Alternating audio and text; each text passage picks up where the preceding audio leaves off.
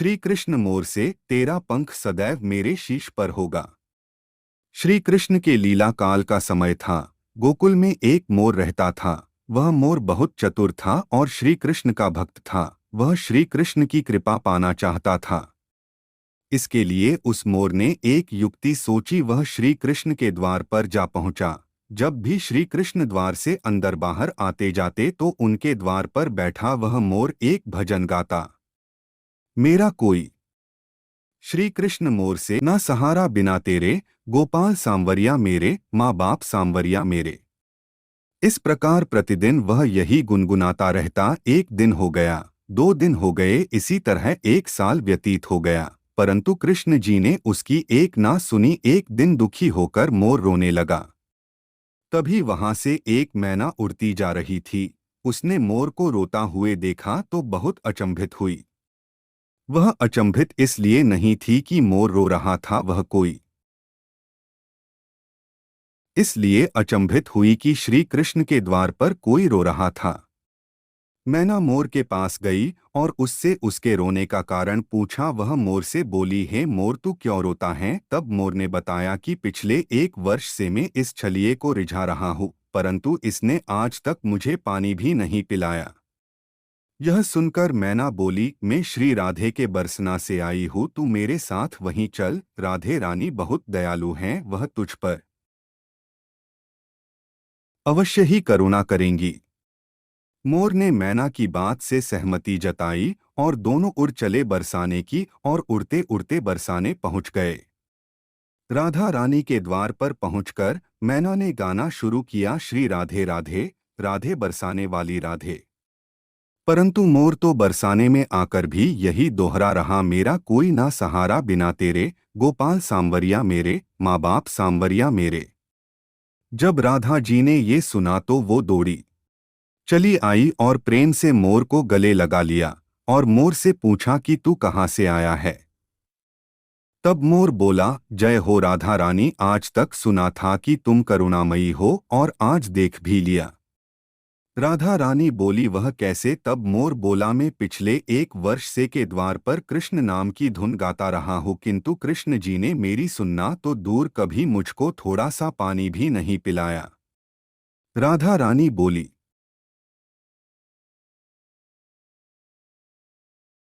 अरे नहीं मेरे कृष्ण, ऐसे नहीं है। तुम एक बार फिर से वही जाओ, किंतु इस बार कृष्ण कृष्ण नहीं, राधे राधे रटना।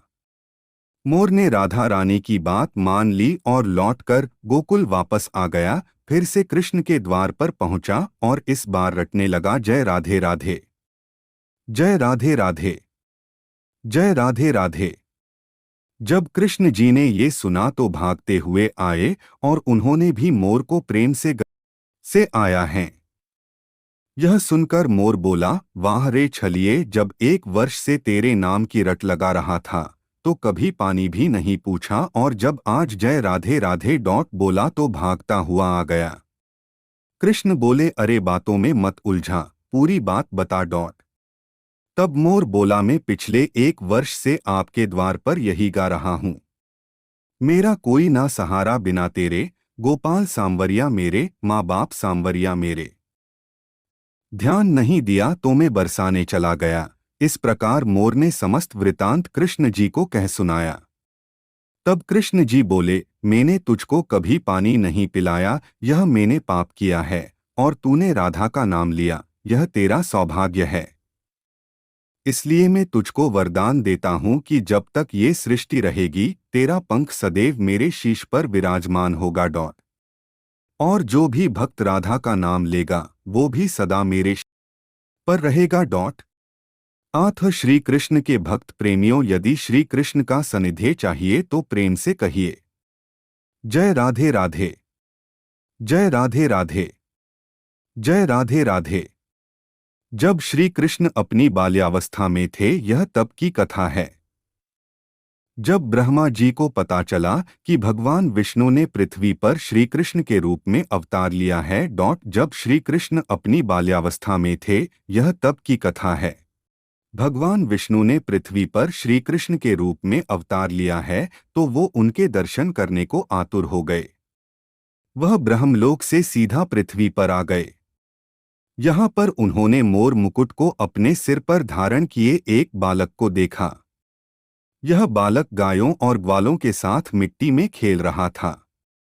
यह सब देख ब्रह्मा जी को लगा कि यह बालक विष्णु जी का अवतार कैसे हो सकता है। लेकिन बच्चे के चेहरे तेज था, वह देख ब्रह्मा जी ने कृष्ण जी की परीक्षा लेने का विचार किया। ब्रह्मा जी ने सबसे पहले गायों को वहां से उठा लिया। फिर उन्होंने ग्वालों को भी वहां से हटा दिया। यह उन्होंने तब किया जब श्री कृष्ण गायों को देखने के लिए गए। ब्रह्मा जी गायों और ग्वालों को अपने साथ ब्रह्मलोक ले गए।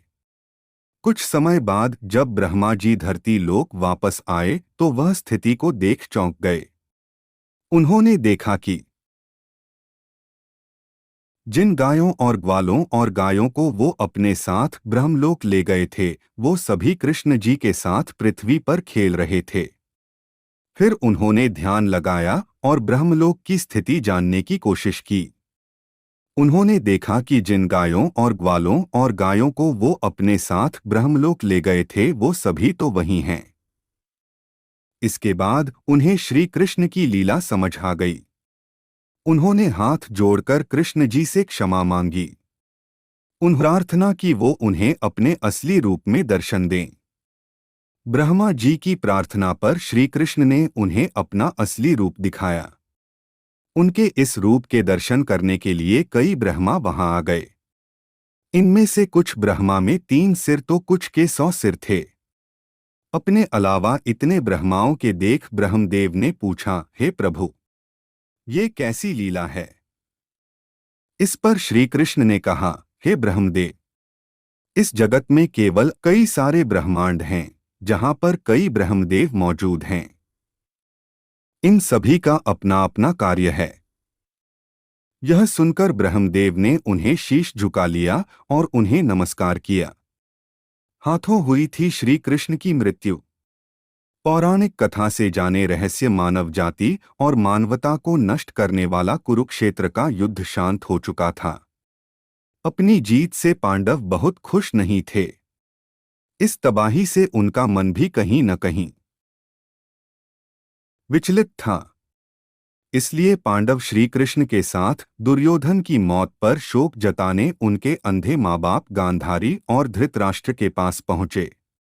दुर्योधन का शव खून में लथपथ पड़ा था। गांधारी ने तब श्री कृष्ण को दुर्योधन की मौत का असली जिम्मेवार ठहराया था। गांधारी ने चीखते हुए श्री कृष्ण से कहा, हे द्वारकाधीश, मैंने हमेशा आपकी पूजा विष्णु अवतार मानकर की, लेकिन क्या आज अपने किए पर जरा भी शर्मिंदा हैं? अपनी दिव्य शक्तियों से आप ये युद्ध रोक भी सकते थे।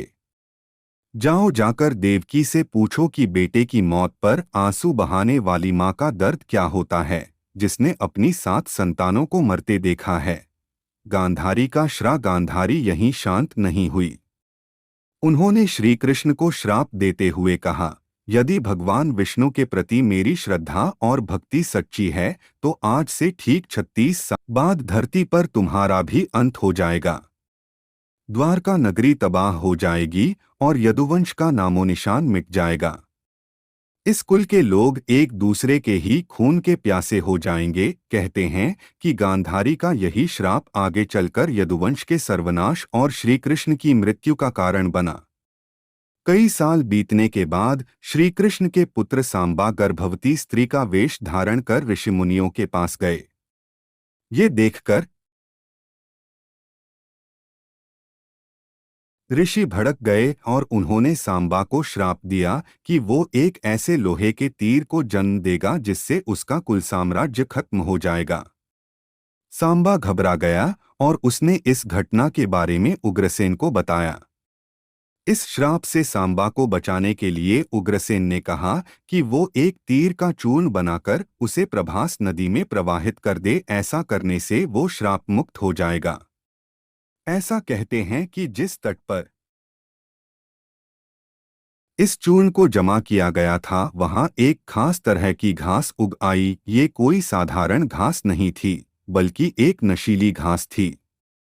इसके बाद द्वारका में कुछ अशुभ संकेत दिखने लगे। श्री कृष्ण का शंख, रथ, सुदर्शन चक्र और बलराम का हल अदृश्य हो गया। कैसे पाप नगरी बन गई द्वारका? द्वारका अपराध की नगरी में तब्दील होने लगी। धरती पर पाप बढ़ने लगा। ये सब श्री कृष्ण गया और उन्होंने द्वारका वासियों से प्रभास नदी के तट पर अपने पापों का प्रायश्चित करने को कहा। लेकिन द्वारकावासी वहां जाकर उस नशीली घास का सेवन करने लगे। नशे में चूर एक दूसरे के खून के प्यासे हो गए। गांधारी का श्राप सच हुआ। यदुवंशी आपस में ही लड़कर खत्म हो गए। इस घटना कुछ समय बाद श्री कृष्ण जब एक पेड़ के नीचे योग समाधि ले रहे थे, तब वहां जरा नाम का हम सभी परिचित हैं। धरती पर धर्म की स्थापना के लिए श्री कृष्ण ने अनेकों लीलाएं रची थीं। पौराणिक ग्रंथों में उल्लेख मिलता है कि श्री कृष्ण ने समय समय पर कई व्यक्तियों को आत्मज्ञान करवाया था। महाभारत के युद्ध में श्री कृष्ण ने अर्जुन को गीता का उपदेश देकर धर्म के मार्ग पर चलने को प्रेरित किया, तो वहीं रानी रुक्मिणी के भाई रुक्मी को सत्यभामा की सुंदरता के जाल। धार्मिक ग्रंथों में बताया गया है कि एक बार श्री कृष्ण रानी सत्यभामा के साथ द्वारिका नगरी के महल में बैठे थे। गरुड़ और सुदर्शन चक्र भी वहां उपस्थित थे। तभी रानी सत्यभामा ने श्री कृष्ण से पूछा कि क्या संसार में किसी और स्त्री का सौंदर्य उनके समान है। सत्यभामा ने पूछा कि त्रेता युग में आपकी पत्नी सीता थीं, क्या वह भी उन्हीं के समान रूपवती थी? रानी सत्यभामा की बात सुनकर गरुड़ भी श्री कृष्ण से पूछा कि क्या कोई और उनके समान तेज गति से उड़ सकता है। इन दोनों की बातें सुनकर सुदर्शन चक्र ने भी श्री कृष्ण से पूछा कि क्या अन्य कोई उसके समान शक्तिशाली है। तीनों के प्रश्न सुनकर श्री कृष्ण को समझ गए कि इन तीनों को अपने गुणों का अभिमान हो गया है और इस अभिमान को दूर करना बहुत जरूरी है। श्री कृष्ण ने तीनों का घमंड तोड़ने के लिए श्री कृष्ण ने गरुड़ से कहा कि हनुमान जी को द्वारिका बुलाकर ले आएं। श्री कृष्ण ने सत्यभामा से कहा कि वह माता सीता की तरह तैयार होकर श्री कृष्ण के साथ बैठ जाएं, और श्री कृष्ण ने सुदर्शन चक्र से कहा कि किसी को भी महल के अंदर न आने दें। जब गरुड़ हनुमान जी को श्री कृष्ण का संदेश देकर वापस लौटे, तब गरुड़ ने देखा कि हनुमान जी उनसे पहले द्वारिका के महल में पहुंच गए थे।